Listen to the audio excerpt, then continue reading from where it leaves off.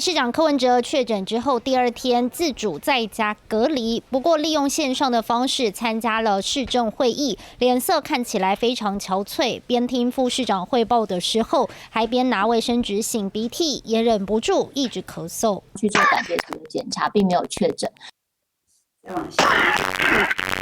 对啊，我们国小的打疫苗，就政府的立场是鼓励还是不鼓励，还是自由，所以这个还是要科学的。